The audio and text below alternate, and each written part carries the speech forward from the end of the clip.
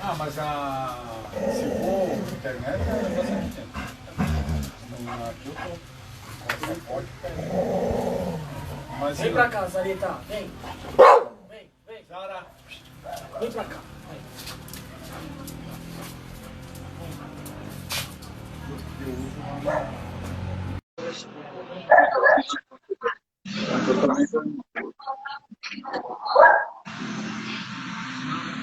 Oi, Olá, tudo bem, Flavinha? tudo bem? Você me escuta bem? Tô ouvindo bem. Ótimo, tá bom, ótimo. Esperar um pouquinho mais, né, o pessoal chegar. Vamos.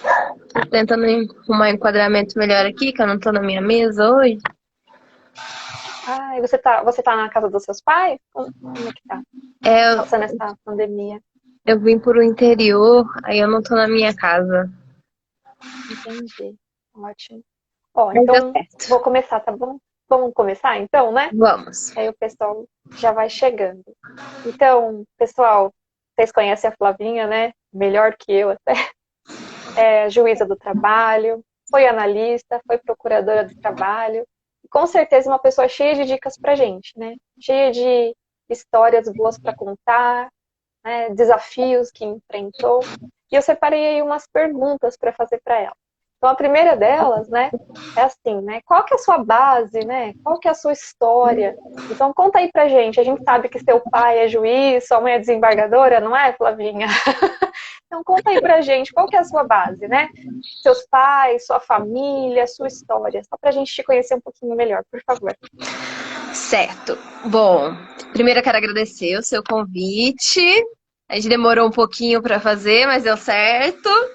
Eu também atrasei um pouquinho, quero pedir desculpas, mas estamos aqui. Bom, da sua pergunta, não, meu pai não é juiz, não é desembargadora, minha mãe também. Ninguém na minha família é vinculado ao poder judiciário. Meus pais são, sim, sempre foram servidores públicos, não foram sempre. Minha mãe é professora, meu pai também trabalha no serviço público, mas nunca vinculado ao judiciário, a ser juiz, embargador, nada disso. E foi ótimo você ter feito essa pergunta, porque eu recebi um comentário essa semana de uma seguidora que ela tá falando que o pai, os familiares, estavam desincentivando ela para esse concurso, porque só quem passa tem que ser muito gênio, só quem passa tem que ter um familiar que já seja da área, aquele famoso quem indica, o QI, e não é isso. Claro que sabemos que há alguns concursos que são desvirtuados, que acontece alguma mácula no certame público, mas isso não é a regra, não é necessário que isso ocorra para que se entre no concurso público. Então, isso é importante ter claro que qualquer um, bastando se esforçar, se organizar para isso, conhecer aquele concurso que está prestando com esforço, com paciência, porque não é uma coisa que acontece de forma rápida, consegue atingir o objetivo se seguir esse caminho, se tomar, se organizar para atingir esse objetivo. Certo. Aí eu tenho outra pergunta. Obrigada pelas respostas. É, dizem, né, eu já ouvi muito isso, né, de pessoas, quando eu assisti as suas entrevistas. Ah, mas você passou muito rápido. Nossa, foi super rápido que você passou. Isso não é verdade também, né, Flavinha? Porque, olha, eu analisei, né, você se formou em 2013 e você entrou na faculdade, então, em 2008, né? Foi 2009. 2009, ótimo, eu sou ruim de matemática, né, mas Não você é que formou eu em sou muito 2013. ocupado. Eu... Ah, entendi. Ah, é? É isso. Olha que chique! Então, e aí, eu fiquei pensando, né? Se a gente somar todo o período da faculdade, que eu sei que você foi uma aluna muito aplicada, com todo o período que você estudou depois, cara, isso dá muito tempo, dá quase 10 anos de estudo Sim. aplicado, não é mesmo? Então, É, e aí você. pode terminar a pergunta. E aí você, assim, durante a faculdade, você foi uma aluna muito estudiosa. Isso também tem que ser muito, tem que ser levado em consideração para o aluno que está estudando, porque às vezes ele se sente desanimado, e com razão, porque fala, nossa, ela fez pouquíssimos concursos, passou super rápido, eu estou aqui há 10 anos estudando, e não consigo passar, eu não consigo ser aprovada, sendo que não foi assim, né? Você foi galgando, teve o seu estudo todos os dias, né? teve muita dedicação, abriu mão de muitas coisas. Então me fala, por favor, como é que foi a sua graduação? Certo. Esse é um ponto também que é muito importante. Só para antes de adentrar na resposta em específico, quando as pessoas perguntam, como eu estudo, como eu inicio meus estudos, como eu estudo para a primeira fase, isso depende muito da bagagem da pessoa. No meu caso, eu sempre estudei muito, sempre me dediquei muito, desde o meu primeiro ano de faculdade, eu sempre participei de grupo de estudos, ia em todas as palestras, literalmente todas as palestras, eu sou arroz de pipoca de palestras, adoro. Participava de grupos de estudo, participava de grupos de estudo em constitucional, em direitos humanos. Então, eu sempre estudei muito, mesmo sendo faculdade. Aliás, eu acho que a faculdade é o lugar ideal para se estudar muito, mas sabemos que não é a regra, não acontece sempre em todos os lugares. Então, esse ponto da minha faculdade, por eu ter estudado muito, por eu ter um bom embasamento, isso fez uma grande diferença no tempo para que eu fosse aprovada, com certeza. Eu iniciei os estudos como analista, meu primeiro foco foi ser analista, então eu já tinha um ótimo embasamento para começar a estudar só lei seca, para começar a estudar questões. Então eu já tinha toda a formação base para a maioria das matérias do concurso, o que auxiliou muito. Entendi. Flavinha, deixa eu fazer outra pergunta. Como é que você descobriu que a sua veia era trabalhista? Essa é uma ótima pergunta. Eu não sei exatamente, mas a minha faculdade, eu me formei na Federal de Uberlândia, e ela tinha um currículo bem extenso em Direito do Trabalho e Processo do Trabalho. Tinha 2 anos de Direito do Trabalho e 2 anos de Processo do Trabalho. Então, a minha faculdade ela já tinha uma formação bem superior às faculdades em geral a respeito das temáticas trabalhistas, tanto em direito quanto processual. Então, eu já tinha uma formação boa em direito do trabalho e processo do trabalho, e eu achei nos meus estudos, no desenvolvimento, que é uma das matérias mais essenciais para a vida, para o seu desenvolvimento. A gente passa 1/3 da nossa vida no trabalho. Então, eu acho que é o mais base, é você conhecer os direitos do trabalhador. Os direitos básicos, assim como o direito constitucional, vou dizer que eu também pendo muito por esse lado, mas o direito do trabalho sempre me chamou muita atenção por causa disso. Tanto que nós dedicamos a nossa vida para o desenvolvimento do nosso trabalho. Inclusive, se fala na psicologia sobre a identidade da pessoa relacionada ao seu trabalho. Que muitas vezes, quando ela perde o trabalho ou tem algum problema no trabalho, ela perde a própria identidade diante dessa afinidade que há entre a vida e o trabalho daquela pessoa. Certo. E quando é que você sentiu dentro do seu coração que você tinha nascido para ser juíza? Eu sempre soube, parece. Sempre quis. Minha mãe até brinca que desde pequenininha fala que eu queria ser juíza. Não é desde pequenininha. Mas eu não sei, eu sempre gostei muito. Eu sempre tive muitos professores que eram juízes também. Poucos professores que eram procuradores, promotores. Procuradores não tive nenhum, tive promotor de justiça. Mas eu sempre tive essa maior afinidade com a magistratura.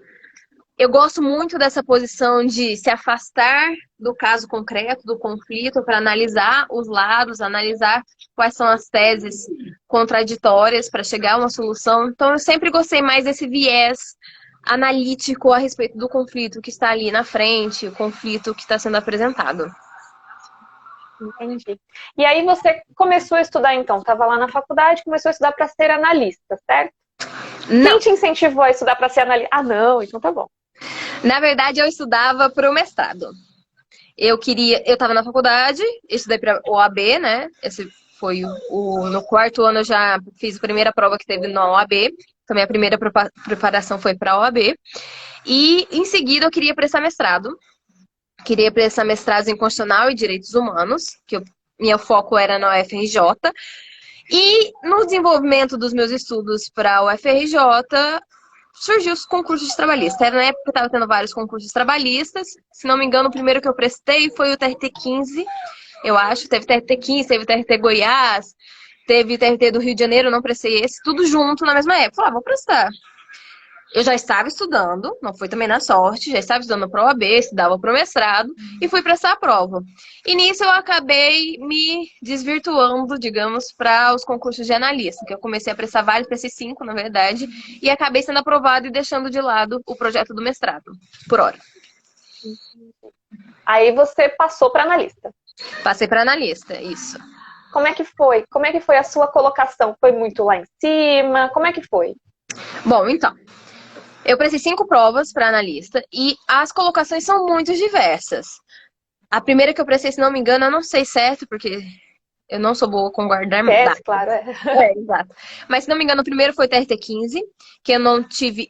fui classificada nele, fiquei em 200 e eu lá cacetada. Depois eu prestei a prova do TRT de Goiás, se não me engano. Nem corrigiram minha redação. Do Paraná, passei em 1000 e tanto. Teve mais uma outra que nem corrigiram. E em São Paulo eu fiquei em 30. E aí foi para São Paulo. Aí eu fui para São Paulo, claro. Mas eu acho que é importante esse destaque porque não há uma progressão. Porque cada prova é só uma prova única. Então não pode dizer, agora eu passei e corrigi, significa que eu vou passar em todas. Não. Agora nem corrigiram minha redação, tô um desastre, caí, o que eu errei no meu estudo? Não. Ótimo. Cada prova é uma prova. Não é necessariamente porque nessa nem corrigiram que eu não vou passar na próxima. Por isso que é importante você estar com um método de estudo, com a sua organização concreta, firme, confiante daquele método que você está estudando, porque as provas em si não necessariamente vão mostrar uma evolução no seu resultado. Então tem que tomar cuidado com isso também, com essa falsa impressão. Deixa eu te fazer uma outra pergunta.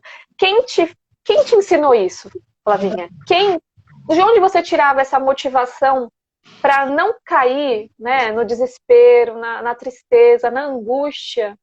Principalmente agora que a gente está vivendo nessa pandemia, de onde você tirava forças para não acreditar que você era o resultado da prova? Que aquela prova tinha avaliado quem você era? Porque é muito complicado, né? Eu sou concurseira também, e às vezes a gente vai muito bem numa prova, é aprovado, fica lá numa boa qualificação, numa boa colocação, e não é chamado às vezes, né? Aí fala, poxa, eu não vou mais acreditar em concurso. Então, nessa situação que a gente está vivendo, como é que você faz? Que dicas você dá pra gente continuar motivado e de onde você tirava a sua motivação? Bom, sobre onde eu aprendi isso em específico, eu não sei te dizer, mas eu acho que é mais como o modo de se enfrentar a vida. Não é porque tem um resultado ruim que isso significa que eu sou ruim, que eu estou ruim. Não. Com aquele resultado ruim, eu sempre busquei ver o que eu aprendo com aquilo. Por que está ruim? O que foi ruim? Mas não para me qualificar, me trazer um adjetivo para quem eu sou. É muito importante se diferenciar os seus resultados negativos de você ser negativo. Uma coisa é totalmente diferente da outra. Uma prova ser ruim foi um resultado ruim. Com isso, eu tenho que ver o que melhorar, quais pontos. Eu sempre fiz essa análise, o que eu acho muito importante, eu falo para todo mundo, você tem que analisar. Não adianta ficar chorando sobre a prova. Adianta. Você pega, você chora, desabafa, porque também não adianta a gente fingir que o mundo não acabou.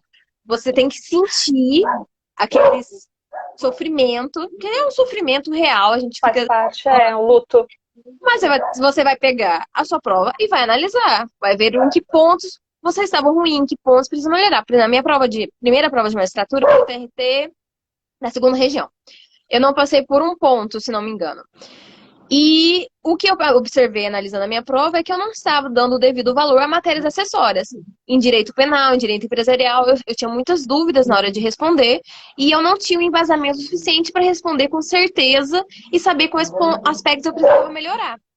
Nisso, o que eu fiz antes da minha prova do MPT foi...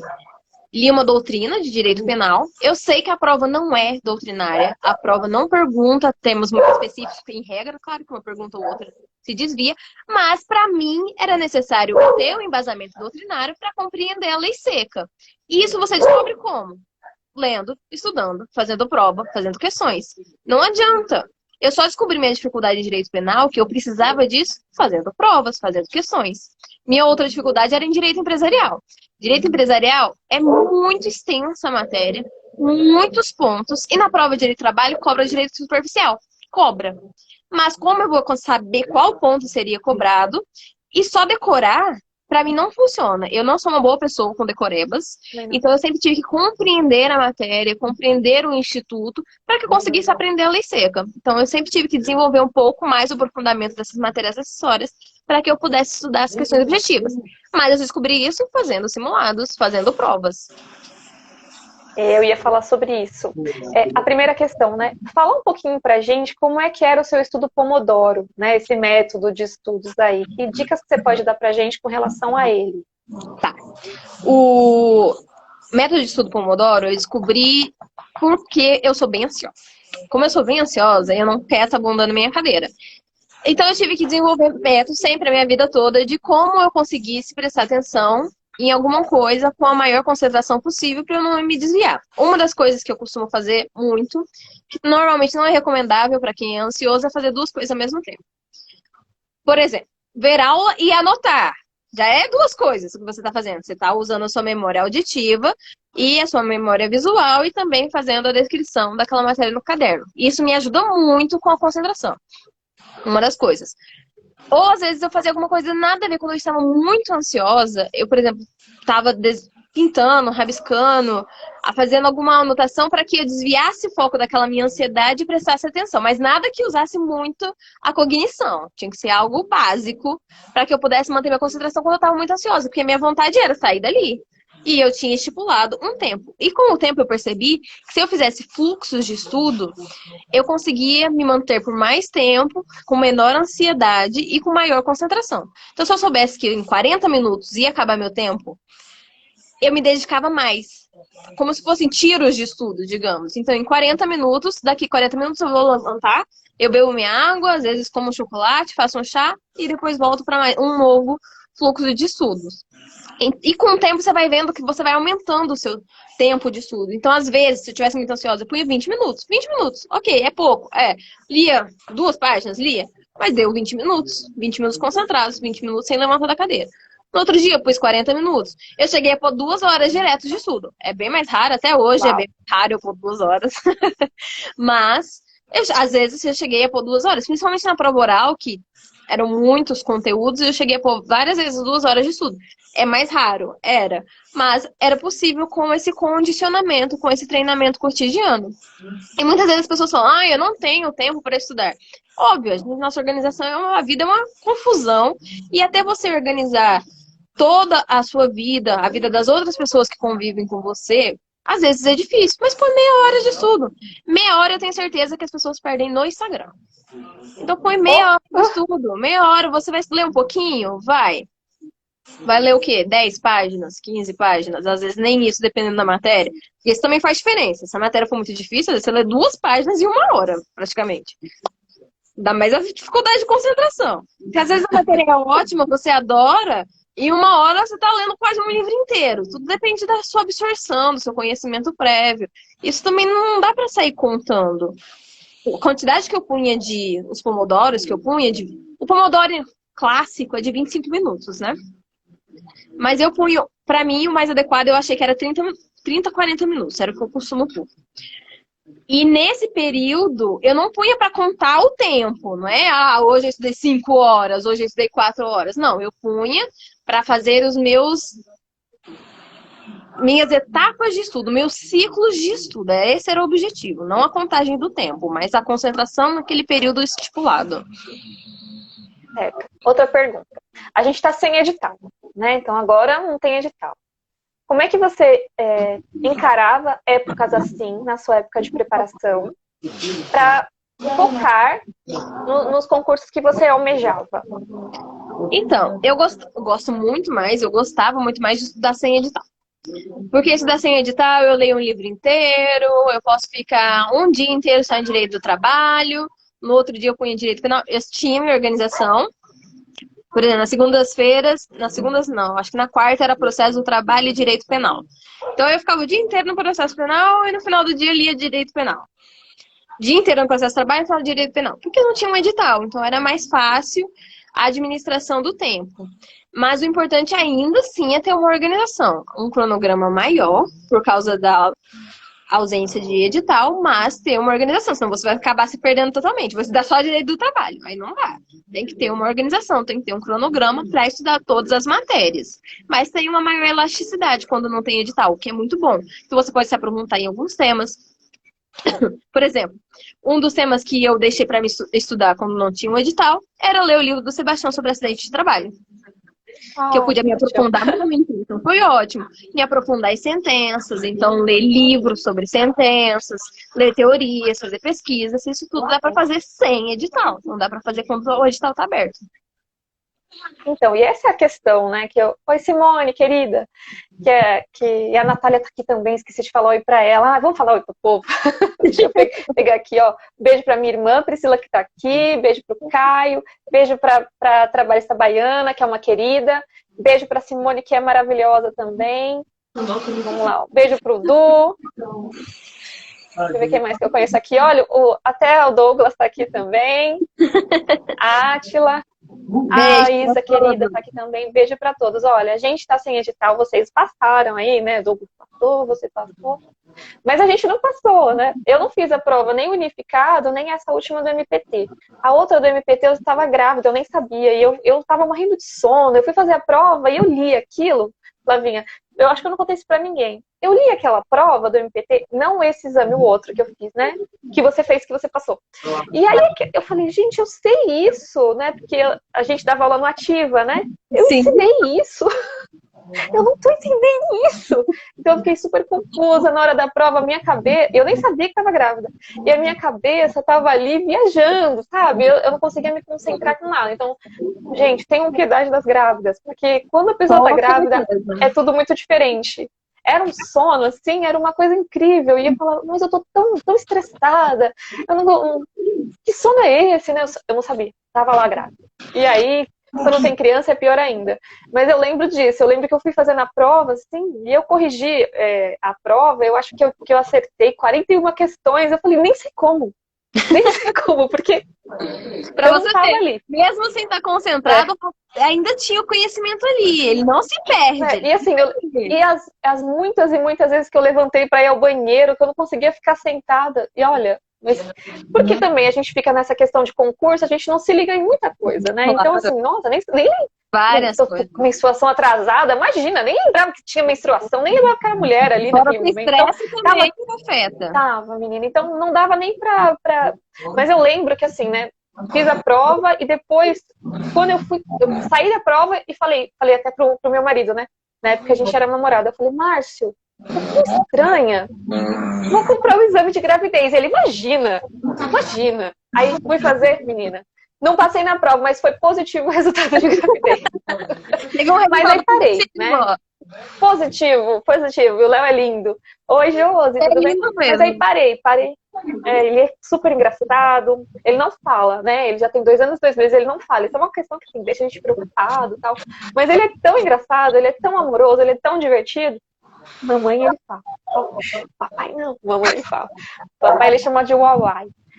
Mas, e aí eu fiquei, né? Eu falei, bom, quando eu puder, eu volto a estudar. E aí, eu lembro que teve o seu 24 horas, eu tinha ele bem pequenininho. E aí eu participei do seu 24 horas e foi uma experiência assim, incrível. Nossa, eu orava para você passar. Eu falava, gente, ela precisa passar nessa magistratura. O judiciário precisa de gente humana, de gente vocacionada, né? Mesmo você sendo aprovada no MPT, é juíza, sabe? Eu vejo assim, o judiciário precisava e precisa de mais pessoas que encaram o processo como seres humanos ali, né? Seja empregador, seja empregado, não importa. Dos dois lados, a gente tem seres humanos, né? Um que trabalha e o outro que também trabalha, porque empregador, na maioria das vezes, não estamos falando das SAs, estamos falando dos empregadores do dia a dia, eles também são trabalhadores, né? Então, o judiciário precisa disso, desse olhar humanitário. E quando eu vejo pessoas que são apaixonadas por direito constitucional, direitos humanos, que vão para a magistratura, eu falo, é isso, sabe? É o que eu gosto também. Precisava disso. E eu assim, eu não sei, eu comecei os estudos para a magistratura do trabalho em 2015. Foi com o professor André Paes, que eu trabalhava lá no LFG, né? E aí eu falei assim, olha, é uma outra visão do direito do trabalho que eu não tive na graduação. Não tive isso, porque a minha graduação eu não fui uma aluna muito aplicada nos primeiros 3 anos, né? Do 4º ano e o 5º ano eu fui muito aplicada. Porque eu tenho um cachorrinho. Mostra ele pra gente, Flavinha. Ele tá meio fugindo aqui. Ele tá escondido embaixo da problema. Entendi. E aí eu trabalhava na época da faculdade, eu trabalhava mesmo, no horário da faculdade, né? Então eu só ia fazer prova oral. Então, assim, não foi uma graduação com base, né? Eu estudava para fazer prova, eu não estudava por amor, por prazer, eu estudava para fazer prova. Que é bem Então, comum, deixa eu ver o que é. na faculdade, na graduação, isso é muito comum. Assim, na minha sala, aliás, na minha história, eu não conheci ninguém que trabalhava no horário da faculdade. Isso eu nunca conheci. Porque, no mínimo... Mas é muito comum você acabar no trabalho, no horário da aula, ou não ter um período para se dedicar contra o horário da aula, né? Então... Sim. Então, na minha história, assim, né, nunca vi ninguém que tivesse isso que eu precisava trabalhar, porque não tinha a menor condição de não trabalhar. Para eu ser matriculada, eu precisava do dinheiro da passagem, né? Cheguei a voltar da faculdade de São Bernardo, hein, para São Paulo, 7 horas de caminhada a pé. Meu Deus. Eu não tinha nem coragem para pedir carona e nem dinheiro para voltar. Sim. Saí sem dinheiro, não tinha como voltar. Então, precisei trabalhar, não tinha o que fazer. E eu precisava trabalhar no que desse. Tentei estagiar, primeiro ano, imagina, pai mecânico, mãe dona de casa, não conhecia ninguém no mundo do direito, foi super difícil. Então, mas no quarto ano, não. No quarto ano eu peguei o máximo que eu pude de dinheiro do trabalho, economizei dinheiro de bala mesmo. Assim. E no quarto ano e no quinto ano eu estudei de verdade. Tanto que eu tive uma excelente resposta na OAB. Nossa, na minha época, que eu me formei em 2008, né? Eu já fiz a prova da OAB e a segunda fase, na minha peça, na época, eu não sei nem como é que tá agora, mas eu fiz tributário, porque era o que eu gostava. Eu gosto de, na verdade, é constitucional, né? E aí eu tive uma professora muito querida na graduação, no quarto ano, que é a professora Valéria Furlan. Eu fui assistente dela. Eu fiquei o quarto e o quinto ano da faculdade, como eu era muito aplicada, e ela verificou isso, né? Eu fiquei auxiliando ela nas aulas. Então, ensinava ali direito constitucional tributário. Então, o meu negócio é constitucional também. E acho que o direito do trabalho é constitucional. Eu acho tem que como você... É totalmente social. Sim, É totalmente social. A nossa Constituição, ela é uma Constituição social, uma Constituição de dirigente, né? Então, quando eu fui ver, lá no LFG mesmo, com o professor André Paes e o professor Josley, o outro lado do direito do trabalho, né, um lado muito mais abrangente do que aquele que eu estudava pouquíssimo para fazer prova, eu falei, gente, nunca tinha visto o direito do trabalho com esses olhos, e me apaixonei. E foi realmente um amor, né, olha lá o Caio, é verdade, Caio, mas uma constitucionalista, amo. Acho que tudo é constitucional. Acho que constitucional é a nossa mãe, sabe? A gente tem que perguntar para a mãe, posso dormir na casa do fulano? Aí a mãe vai falar, pode. Então, constitucional é a mesma coisa. Isso aqui que tá acontecendo, a Constituição permite? Ah, permite. Então, já que permite, então pode. Eu acho que a gente tem que usar essa base para tudo no direito, olhar todo o direito com os olhos, com a lupa do direito constitucional. O Felipe falando do vento no seu cabelo. Ela é linda, né, Felipe? Ela é linda, ela é poderosa, ela é amorosa, ela é gentil, ela é generosa. Pois é. E aí, né, Flavinha, eu comecei a estudar para magistratura. Então foi em 2015, né, que isso aconteceu. E parei completamente. Então, agora, voltando, né, perto da morte do professor Luiz Flávio, acho que foi o start, assim, para falar, não, vamos acreditar de novo no sonho. E veio tudo isso junto, né? Veio pandemia, veio essa... Ah lá, o Felipe. Não. Veio pandemia, veio tudo isso. E isso deu uma... para toda a população concurseira, né? Porque somos uma população. Deu aí uma queda na nossa vontade de estudar, né? Por isso que eu falei, gente, se eu for fazer uma live assim para motivar, eu quero a Flávia, porque eu sei que você lutou muito por isso. Eu sei de verdade. Eu assisti suas entrevistas e eu falei, nossa, olha, é uma menina que tem fé em si mesma, que estudou, que conseguiu. Então, se ela conseguiu, não que eu acho que existe uma regra, mas eu acho que assim, se uma pessoa normal, né, uma pessoa normal, que não é filha de juiz, que não é filha de desembargador, que conseguiu, por que não? Talvez levar um pouco dessa experiência para todo mundo, para mim e para todo mundo. Olha lá, o Douglas, direito do trabalho não tem boa publicidade, mas é a ferramenta legitimadora e civilizadora de todo o sistema, verdade. A paz proceduradora deve se assentar sobre a justiça social. Perfeito, Douglas. A gente tem que fazer uma live também, né, Douglas, para ensinar seus métodos. Aproveita. Então, não tinha como não ser, sabe, Flavinha, com você, que é uma pessoa que eu, nossa, super admiro, e queria que todo mundo te olhasse com os meus olhos também. E Queria.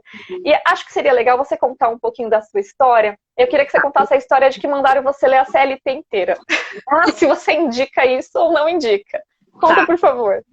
Bom, eu, como todo iniciante, né? Você já deve ter sentido isso, acho que todo mundo sentiu. Eu fui fazer um curso. Eu fui fazer o curso Fabri, gente.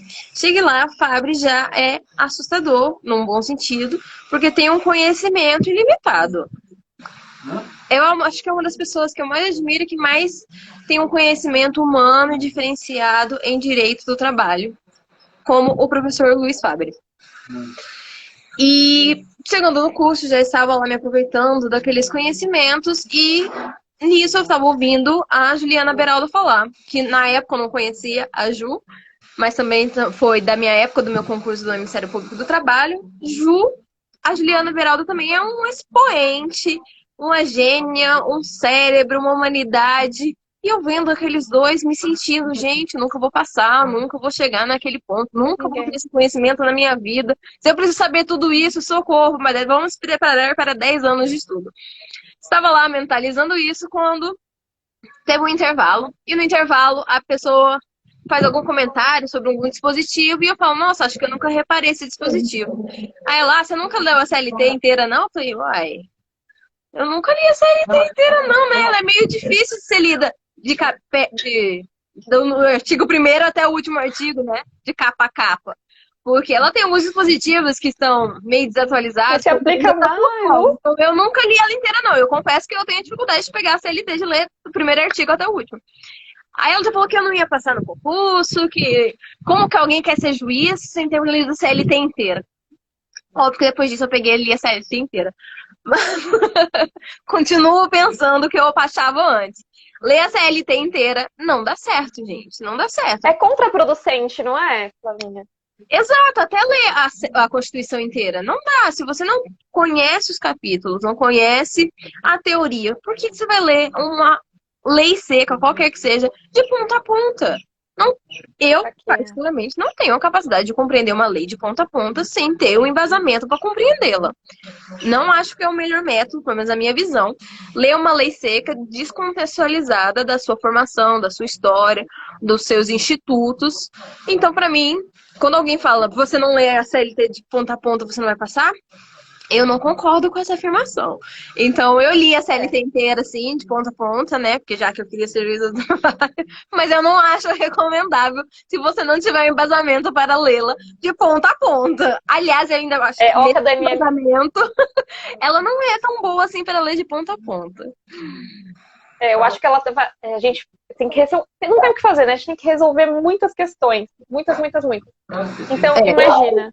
Se a gente vai resolver as questões, né? Todo dia, eu faço questão todo dia. Então, imagina se a gente vai resolver questões e a gente vai basear o que está na CLT, a gente vai errar. Porque tem dispositivos inconstitucionais e desatualizados ali, né? Então, precisa ter, no mínimo, se vai estudar, né? Então lembrar, vai ler ela toda? Lembrar, é o que a CLT dispõe expressamente, não o que está de acordo com a Constituição, nem o que é real, né? E também acho contraproducente. Até beijo, Natália, a sereia trabalhista chama Natália, né? A Natália falou, Flávio Joyce, 2 grandes inspirações. Eu não, gente, eu não sou nada. Eu sou uma mãe meia boca, estudante meia boca, advogada meia boca. A virtude está no meio, ó. Meia boca. Olha, às vezes eu acordo, né? Eu penso, gente, eu sou uma fraude, eu não sou boa em nada, né? Eu não tô conseguindo dar conta de nada. Acordo 4 horas da manhã para dar conta, eu não tô conseguindo. Então, mas é por isso até que eu pensei, vamos chamar uma pessoa. Sentimentos? Acho que não. Todo mundo. Pois é. Todo mundo acorda. Então. Antes de começar a falar. E por isso que a gente não pode desistir. Ela quer ouvir, meu Deus. Pois é. Aí, mas a Daniele falou isso, ler a CLT inteira não é muito didático. Não é, porque qual que é o mais importante no estudo, né? E eu, fazendo questões, eu vejo isso, né? E não tem outra fórmula, né, Flavinha? A gente tem que fazer questões todo dia. Um pouquinho que seja, todo dia. Aí eu vejo assim, né? O estudo, ele é progressivo, mas o resultado não.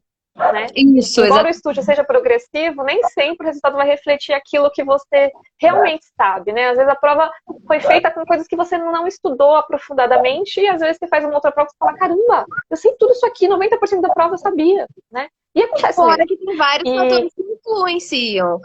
Você tá bem naquele dia, às vezes você não tá concentrado, às vezes tá muito nervosa, tá passando mal. Vários fatores podem influenciar aquela prova, não só o seu conhecimento. é, Às vezes até o ambiente da sala, está muito calor, tá muito frio, tá chovendo. Eu já fiz prova que tava chovendo na minha prova. Então tudo isso meu Deus. influencia. Quem já não fez prova com acabou a energia, acontece isso. E isso pode te desestabilizar, então tem que estar preparada para isso. Passar Essa, uma questão errada pro gabarito, passar 3, 4, acontece com todo mundo, gente. E você não pode deixar isso te desestabilizar e perder toda a prova. Tem que tomar cuidado. é, e não desistir também, né? Todo mundo, a gente vê hoje em dia, assim, existe uma onda de pessoas negativas, né? Que dizem, a carreira trabalhista vai acabar, os concursos trabalhistas vão acabar, a justiça do trabalho vai acabar. Olha, eu escuto isso há tanto tempo, e não vai acabar, né? Eu Desde a até me lembro na Constituição época. de trabalho, né? Existe isso. Eu lembro da época da graduação, no quarto e quinto ano, que eu fui realmente uma aluna de graduação no quarto e quinto ano, que existia uma divisão muito grande assim, entre aqueles que gostavam de direito do trabalho e aqueles que odiavam o direito do trabalho. Não tinha um meio termo, né? Então eu fico imaginando, né, para esse povo todo que estuda para federal, para estadual, justiça comum, né, que adora eleitoral, sabe tudo de CPP, né, conhece tudo de processo penal e não sabe absolutamente nada de direito do trabalho. Nem o artigo 2º, nem o artigo 3º da CLT. Esse pessoal que fica defendendo aí o fim da justiça do trabalho não entendeu ainda que eles vão ter que estudar direito do trabalho para passar na prova. Então para, né, um pouco de falar que ainda de trabalho, ainda que não haja uma instituição específica, o direito do trabalho é a vida, é impossível. Então, exatamente. a ideia é que seja atingidos os valores fundamentais do direito do trabalho.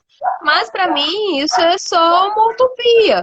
É como no direito de família, o direito da criança e do adolescente. Embora seja a mesma justiça, vai haver suas ramificações. Então, sempre a formação do direito do trabalho vai existir na sua essência. Não tem como. Há uma desregulação, há uma assimetria na relação trabalhista. Não tem como ser tratada, ela ter o mesmo tratamento que uma relação civilista. A gente pode exemplificar para quem defende, né, o fim da justiça do trabalho, ou quem ataca essa situação de olhar para o trabalhador como alguém hipossuficiente, na própria relação consumerista, não é, Flavinha? Porque pensa, que eu sempre tento levar o aluno que tem raiva do direito do trabalho assim. Você não tem condições como consumidor de estabelecer quanto você quer pagar por aquele produto. Não, o clássico não tem é não concorde com os termos, concordo com os termos. Pois Claro que eu concordo com os termos. então, Se eu não concordar, eu não vou adquirir aquele produto. não tem o serviço nem o produto.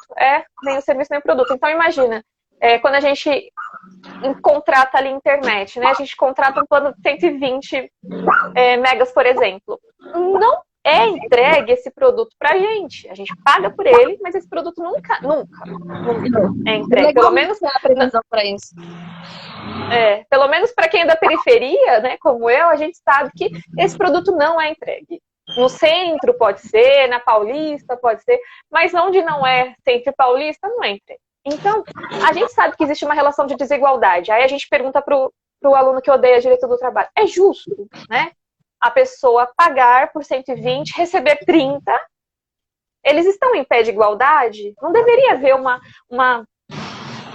equalização ali? A gente não precisaria dar uma equilibrada nessa balança? Não, claro, porque como consumidor ele quer ser protegido, né? O direito do trabalho faz a mesma coisa. Então, até mesmo as relações que não são trabalhistas, a gente consegue ver que tem que existir essa isonomia material, né? E aí, às vezes funciona, às vezes não funciona. Mas o que é importante a gente ver? Olha, teve aí a finalização do Ministério do Trabalho, né? Não existe mais Ministério do Trabalho. Sim. Mas né?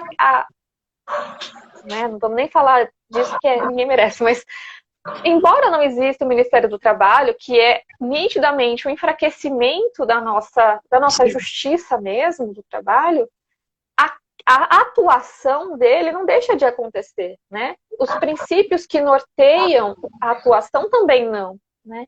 Por mais que exista aí uma tentativa de achatamento dos direitos trabalhistas, existe também uma contrapartida, uma revolta positiva, né? Uma coisa Sim. assim, estabilizada, mas para que isso não aconteça, e também cabe a todos nós, né? Sejamos concurseiros, cidadãos, juízes, advogados, também trabalhar para que isso não aconteça, né?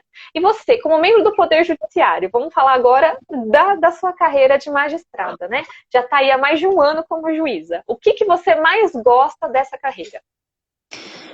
Bom, a parte que eu mais gosto, tanto quando eu era procuradora quanto magistrada, são as audiências. Eu adoro o contato com as pessoas, a oportunidade que elas têm de me descrever qual é o problema, qual é o conflito efetivo que houve naquela relação. Então, essa é a parte que eu mais gosto. Eu amo as audiências, é o que eu tô mais sentindo falta.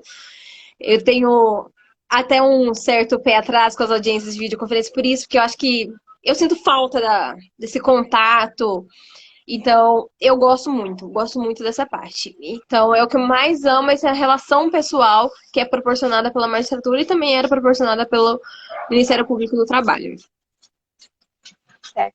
Quando você era analista, o que você mais gostava?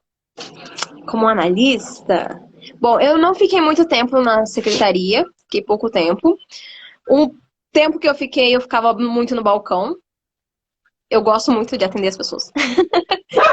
E o que eu mais gostava era quando eu ficava como assistente mesmo. Eu adorava fazer as minutas das sentenças, a análise do processo e na secretaria os despachos, que é fazer esse andamento Entendi. processual. Eu me lembro, Flavinha, né, que eu já era sua seguidora, de você falar sobre a sua relação na época da preparação para o concurso com a televisão. Com a Né, televisão. Aqui eu não a tenho. falta dela. Eu não tinha. Isso! Eu não assisto televisão. Conta pra gente, então, um pouquinho disso, por favor. Certo. É que eu não assisto televisão, gente, faz muito tempo. Eu vejo alguma coisa, eu vejo uma série ou outra, algum filme ou outro, mas eu não assisto televisão. Eu acho que a gente acaba, pelo menos comigo, minha realidade, mas que pode ser a realidade de muitas pessoas, acaba se enchendo de informações, poluindo de informações, principalmente informações muito negativas. Sempre vê algum problema, alguém que passou a perna em alguém, algum crime, algum ato de desvio na política, no administrativo, isso pode pesar muito no cotidiano, principalmente de alguém que está ali estudando, tentando entrar em um órgão público. Óbvio, órgãos públicos, atividade pública, serviço público não é o paraíso. Tem seus ônus, tem seus bônus, mas a realidade em si, claro, sempre vai ter seus problemas, seus desvios, suas dificuldades. É importante, por isso, você conhecer a realidade do órgão que você quer entrar, quais são os pontos positivos, qual é a rotina de trabalho. Mas eu acho que a televisão em si, para mim, pelo menos, me deixava muito negativa com a vida, com muita energia baixa. Então, é por isso que eu reduzi muito.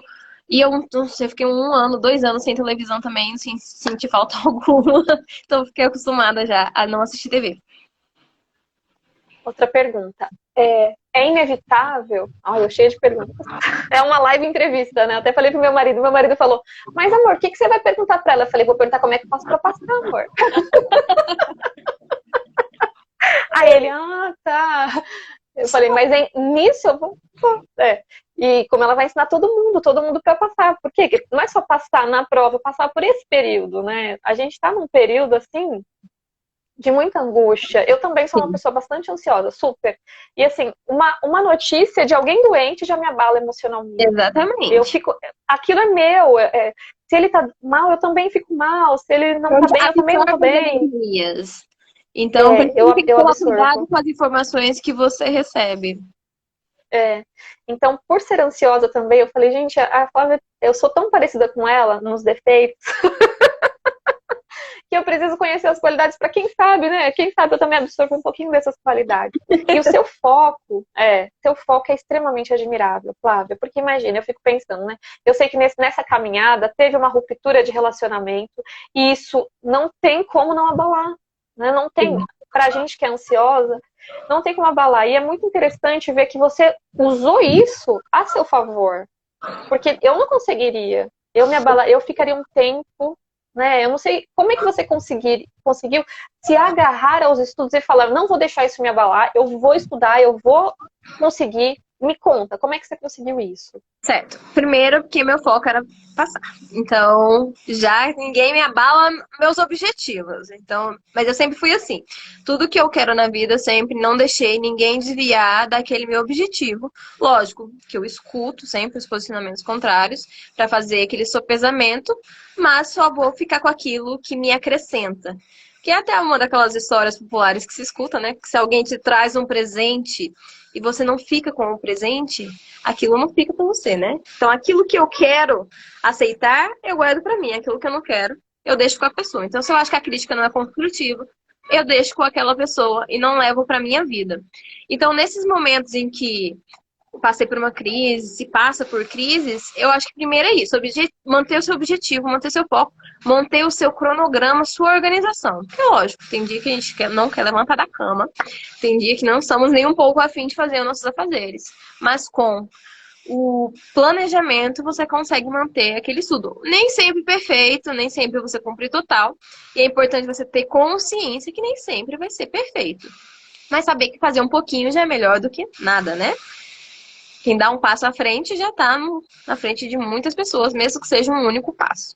Então, o mais importante é isso. É lógico, algumas técnicas que na época eu fazia terapia, então algumas técnicas para auxiliar você manter o foco. Por exemplo, uma das técnicas que quem me acompanhava era a Juliana Amaral, que ela inclusive tem um Instagram que é excelente, sugiro todo mundo seguir, na Juliana Amaral. Uma das técnicas que também hoje em dia é muito útil para nessa época de pandemia é: deixe 1 hora do seu dia para você pensar nos seus problemas. 1 hora do seu dia você vai pensar em tudo que você tem de errado, tudo que o mundo tem de errado, tudo que está errado na sua vida. O resto do dia você foca em outras coisas. Não vai usar 24 horas do seu dia para ficar se nutrindo aqueles sentimentos. Um outro ponto, para quem é muito ansioso, que eu falo sempre também, o caderninho, que também foi técnicas que eu fui estudando, não lembro se essa foi a da Juliana, mas um caderninho. Se eu tô ali estudando no meu ciclo de estudos, Acho que é a Paola que faz isso, né? Separa, coloca no caderninho, quando ela lembra, tá estudando, lembra de um problema, lembra de um prazo, aí ela não... Eu não me lembro. Mas é ótima essa técnica, recomendo para todo mundo. Você está estudando, lembrou de alguma coisa? Não vai parar esses 40 minutos. Anota e continua estudando. Tem uma conta para pagar hoje. Anota e você vai pagar depois dos seus 40 minutos. Então, isso ajuda muito, você esvaziar a mente. Senão você vai ficar, principalmente para quem é ansioso, vai ficar martelando, né? Nossa, eu tenho uma conta para pagar, eu tenho uma conta para pagar. E você vai acabar desvirtuando do seu estudo. Então, isso é muito importante. Não concentra nem nisso, nem naquilo. Exatamente, né? você não vai nem concentrar nenhuma coisa. E nem vai estudar. Eu tô falando com um espelho loiro, bem mais bonito. Eu estou falando com óbvio que sim. Aí a outra pergunta, eu tô né? Então, essa é do filme do Poço. Eu absorvo também, eu sei como é que eu absorvo. Aí é outra situação, né? Você conseguiu conciliar trabalho, problemas e sucesso, né? Profissional. Eu vou falar de sucesso profissional, né? Eu sei que existem ramificações milhares de sucesso, né? Sim, com sucesso emocional, sucesso mais romântico, sucesso na família, mas vamos falar, nosso foco aqui é sucesso no concurso, né? Então, você conseguiu conciliar trabalho, problemas e sucesso profissional, sucesso no concurso. Como é que você fazia a divisão de tempo para focar trabalho e conseguir entregar um bom resultado para a sua chefe, gerenciar os seus problemas e também conseguir entregar um bom resultado para o concurso? Como é que você fazia essa divisão de tempo mesmo no seu dia a dia? Certo. Qual você dava prioridade? Para onde você começava? Eu percebi que existem 2 perfis de estudo possíveis quando você trabalha e estuda. Claro que pode existir mais, mas foi os 2 que eu vi de destaque. Aquela pessoa que prefere estudar e trabalhar depois, e a que prefere trabalhar primeiro e estudar depois. Eu era a segunda. Eu preferia entregar o meu trabalho, aquilo que eu estava reservado para fazer naquele dia, eu era assistente de juiz a maior parte do tempo, então eu fazia as sentenças que eu estava programada para aquele dia e estudava posteriormente. Quando eu trabalhava na secretaria, eu trabalhava das 8 até, acho que era 16 horas, 17, porque eu fazia muita hora extra. Então eu trabalhava das 8 da manhã até o período que eu encerrava e ia estudar depois. Em geral era por volta das 6 horas, 6, 7 horas, e ia até meia-noite, 11 horas. 1 hora, dependendo do dia, ou menos, né? Às vezes das 9 às 10. Então, Eu era o perfil de trabalhar primeiro e estudar depois. Mas também tem as pessoas que preferem fazer o contrário, acordar às 5 da manhã, principalmente quem tem filhos. Muitos dos meus alunos que tinham filhos, eles costumam adotar essa inversão. Começa a estudar 4, 5 horas, porque a casa ainda não iniciou as atividades, não tem a agitação A toda. criança tá dormindo. Exato, o filho tá dormindo ainda, a casa não acordou em si, a sociedade também não tem tantas mensagens, cursos, então você consegue manter o seu estudo 4 até 8 da manhã, dependendo da rotina do trabalho, e depois vai trabalhar, depois vai cuidar da família e dos afazeres. Então tem esses dois perfis. Foi isso que eu verifiquei nos estudos e com os meus alunos também. Então, para você funcionava melhor trabalhar primeiro e depois. Isso, porque eu ficava muito preocupada com o meu trabalho. Meu trabalho me sustentava, né? Então eu tinha que primeiro entregar meu trabalho, depois eu ia para o segundo trabalho. Sempre falei que era um trabalho, um estudo. Então eu ia para o meu segundo trabalho, que era iniciar o segundo turno de estudos. Entendi. É uma ótima, né, dica. Deixa eu ver se tem alguma pergunta aqui pra gente responder. Porque eu vi que tinha e eu pulei ela. Ó, então, eu não sei se é uma. Eu acho que o Ivan tá dizendo, vai ter concurso ano que vem. Então, perguntando se vai ficar salva a live. E também a Silvana perguntou aqui, ó, você fazia resumo dos livros capa a capa? Gente, eu nunca fiz resumo, nunca fiz caderno, eu não sou uma pessoa dessas. Eu anoto. Eu acho que é importante, né? Para estudar, para concentração, mas eu nunca fiz resumo porque eu não consigo me adaptar a isso. Mas isso não significa que não deve ser feito. Se a pessoa consegue estudar assim, se ela, por exemplo, a minha irmã, ela sempre fez caderno, ela faz letrinhas bonitinhas, setas, figurinhas e todas essas coisas, tipo de Instagram mesmo, porque para ela é ótimo para estudar. Ela sempre conseguiu se aprofundar e fixar desse jeito. Nenhum método é errado. O meu, eu preferia estudar explicando, eu adoro estudar explicando, falando, resumindo, mas mentalmente. Eu sempre fui mais esse estilo de pessoa, eu transferi para as minhas próprias palavras. Porque eu costumo ser mais objetivo, então quando está muito alongado, muito não aprofundado no sentido do conteúdo, mas quando a pessoa se estende 3, 4, 5 parágrafos para falar uma coisa que sintetizava, então eu sempre costumo resumir as minhas palavras. Não, uma preguiça. 4, às vezes 5. Às vezes eu... E você consegue eu tenho, ó, de direito constitucional, ó, só pra você ter uma ideia. 1, 2, 3, 4, 5, 6, 7, 8 livros de direito constitucional. Um é manual, o resto é curso. Eu amo direito constitucional, né? E às vezes eu vou ler, assim, esse de 2020, só um que não é, que é o do José Afonso da Silva, que é de 2014. Aí eu vou ler, assim, daí eu já começo a fazer assim. Meu Deus do céu. Alonga naquele assunto. Que enrolação é essa pra falar disso? Então eu também não tenho muita paciência. Mas eu entendo que assim, né? Eu estudei um pouquinho dessa parte para entender como é que funciona o processo cognitivo.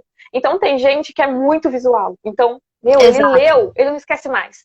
Tem gente que é auditivo. Ele escutou, se ele anotar, ele já não quer mais escutar. Ele já não consegue mais fazer mais nada, né? Meu marido é auditivo. Para mim foi super difícil entender isso, porque eu não sou.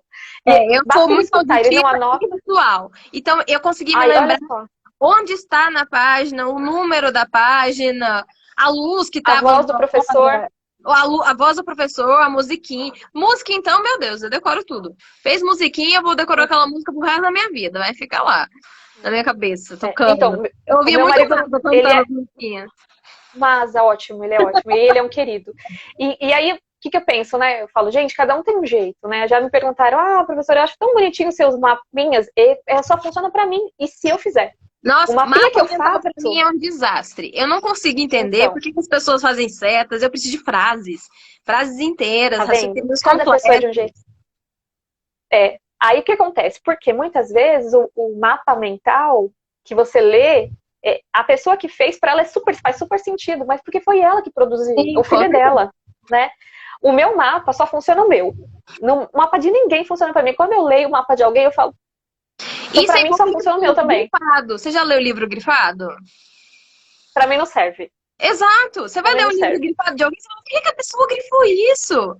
E aí você nem é isso. Falar, por que ela grifou isso? Isso aqui que é o essencial. Então cada pessoa tem uma coisa. Até porque o seu conhecimento faz diferença naquilo que você destaca. Às vezes descartar é nova pra mim. Mas pra você não é. Então faz muita diferença. Por isso o estudo é muito particular. Eu nem gosto. Eu nem gosto. Eu gosto do Lenza. Eu gosto do Lenza, mas ele às vezes, sabe, às vezes eu fico um pouco cansada assim, com aquela leitura, porque ele fica grifando coisas que pra mim eu falo, gente, mas isso é óbvio. Isso aqui que não era óbvio. Por que não grifou isso daqui? Isso aqui pra mim é exceção da exceção da exceção. Isso sim, realmente precisava ser grifado. É isso que você falou. Então, eu tenho isso pra mim. Cada um tem que encontrar o seu método. E não é nada fácil encontrar um método, não é? Estudando. Óbvio, você vai errar, gente, no meio do caminho. Eu tô fazendo caderno. Já tentei fazer caderno? Claro que eu tentei fazer caderno, gente. Fiz caderno, fiz bonitinho, nunca mais relei naquele negócio. Mas fiz, tentei. Eu acho que é isso, a gente tem que encontrar o nosso caminho. Mas existe uma coisa que é unanimidade. Então, assim, né? Coach, curso, videoaula, não, uma coisa que é unanimidade para todo mundo. Fazer simulado, não é, Flávia? O que você acha? Não é a dica assim, ó, tá acabando o nosso tempo, mas não é simulado. Qual a importância do simulado? Fala. Eu não fazia porque eu sou ansiosa, eu não conseguia ficar tantas horas sentadas. Mas eu não tenho dificuldade na prova, então por isso que eu não precisava fazer tanto simulado. Eu sei que na prova eu conseguia ficar sentada tranquilo, mas em casa não. Então, por exemplo, se... Mas e as questões que você fazia, não eram mini simulados? Isso, mini simulados, exatamente. Aí eu fracionava. Claro que de vez em quando eu fazia um simulado inteiro, porque eu realmente tinha que me condicionar a fazer provas inteiras. Mas aí eu fazia na metade do tempo. Por isso que eu nunca tive problema com o tempo. Porque se uma prova tem 5 horas objetiva, eu fazia ela em 2 horas. Porque não sai pra assustar ninguém. Você vai salvar a live, Flavinha? Você vai salvar a live? Então, a Ana tá perguntando. O Instagram não tá mais salvando as lives. Pelo que eu vi, a última vez com o Henrique Correia não deu certo. Já vi outras pessoas falando que não está salvando as lives. Mas se eu conseguir, eu ponho no IGTV. Porque ele tá dando essa opção agora. Eu acho que deu certo. Deu certo, não deu? Colocar no IGTV do professor Correia, vi que deu. Deu. Mas não teve a opção de salvar 24 horas. Nossa. O que mais? Escrevendo alguém perguntou aí sobre grifar. Eu, no começo, tinha muita dó de grifar livro. Eu ainda tenho muita dó de grifar livros. Mas eu descobri que isso é muito bom. Eu adoro. Pra mim foi muito bom. Exato. Ler, grifando, até para depois... na atividade acadêmica foi que eu acabei desenvolvendo na prova oral e principalmente para atividade acadêmica. Principalmente para fazer citações depois, fazer os destaques. Estão dando uma dica aqui, ó. Pra gente gravar, a gente tem que sair antes do tempo. Vê aí, Flavinha, quanto tempo a gente tem? Que a gente, pra deixar gravar. Mas a do Henrique Correia saiu antes do tempo. E não, como é que eu faço pra ver o tempo? Sei lá, acho que tá acabando já. Ele vai avisar. 12h02, acho que a gente começou umas 11. Isso, 3, que eu não né? A gente tem uns 3 minutos. A gente tem uns 3 minutos aí. Mas fala do grifo. Então, o que eu achei que é muito importante fazer esses grifos, não grifando a página inteira, mas grifos sobre o núcleo do que aquela página fala. Sobre o núcleo... Palavra-chave, né? Isso, exatamente. Então eu achei que essa sistemática ajuda muito na releitura e também para grifar a essência daquela ideia. Ótimo. Teve alguém que perguntou, a Thaís perguntou, sobre o caderno de erros. O caderno de erros. Então, eu tinha um caderno de erros, mas eu não fazia um caderno de erros cotidianamente igual, parece que a Priscila Sertec, por exemplo, ela faz.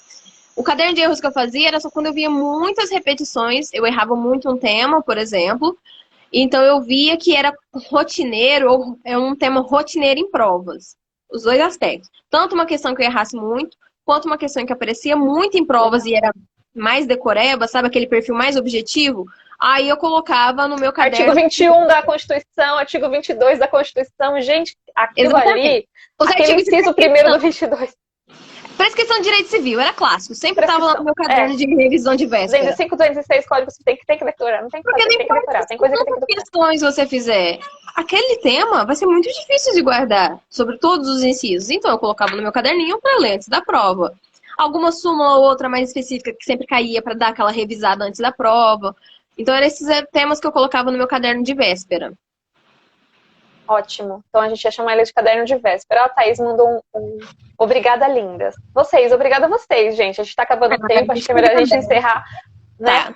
A gente vai fazer o sorteio. Eu falei com a Célia, do Ativa, ela vai sortear 2 bolsas de estudo. Olha que linda.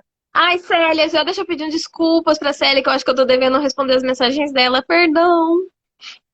A Célia é uma querida, né? Eu vou gravar com a Célia, eu vou gravar Constitucional, vou gravar Direitos Sociais, que eu amo. Vamos, grava comigo, vamos dividir redes sociais, adoro. E coletivo, que eu amo também coletivo. Amo, Eu também essa amo situação. coletivo. Então vamos dividir tudo.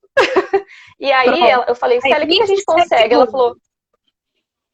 Ela falou, a gente consegue. Então eu vou levantar todo mundo que participou da live, tá? E todo mundo que fez os comentários lá. E vamos sortear 2 bolsas de estudo. E depois eu vou conversar com a Flavinha pra gente sortear um livro também, tá bom? Um beijo aí pra vocês. Flavinha, tenta salvar, por favor. Obrigada, minha querida, pelo seu tempo. Eu que agradeço. Um beijo com muita admiração e muito amor, muito carinho pra você, viu? Beijos. Tchau, pessoal. Encerra